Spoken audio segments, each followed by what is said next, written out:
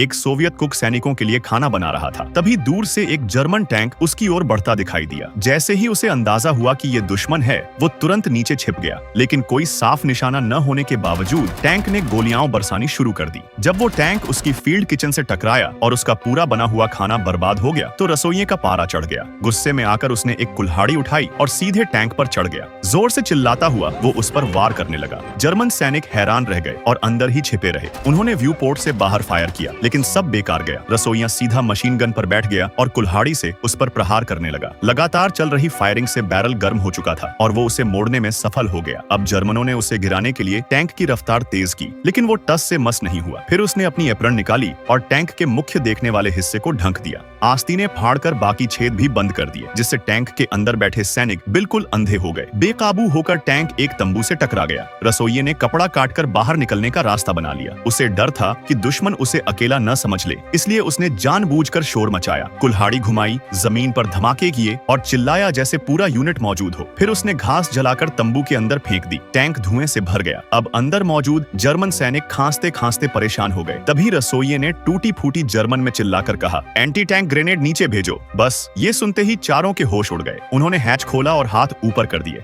रसोइये ने तुरंत राइफल तान दी और सबको हथियार फेंकने को कहा। जब वो सैनिक पीछे मुड़े तो हैरान रह गए। जो उन्हें घेर रहा था वो कोई योद्धा नहीं, एक अकेला कुक था। लेकिन तब तक बहुत देर हो चुकी थी। रसोइया उनकी शक्ल देखकर ठहाका मारने लगा। कुछ समय बाद जब बाकी सोवियत सैनिक लौटे और दूर से टैंक देखा तो सभी घबरा गए, जमीन पर लेट गए और कवर में चले गए। मगर जब कमांडर ने झांक कर देखा तो पाया कि टैंक के पास वही रसोइया खड़ा है, हाथ में राइफल लिए और चिल्ला रहा है, बाहर आ जाओ, खाना तैयार है। सब दंग रह गए। जब उन्हें यकीन हो गया कि वो बंदी नहीं है, तब जाकर बाहर आए और जब पता चला कि उसने 4 जर्मनों को बिना एक भी गोली चलाए पकड़ लिया और एक टैंक भी छीन लिया, तो वो अवाक रह गए। ये कोई मनगढ़ंत कहानी नहीं, बल्कि हकीकत में घटी एक रोमांचक घटना है।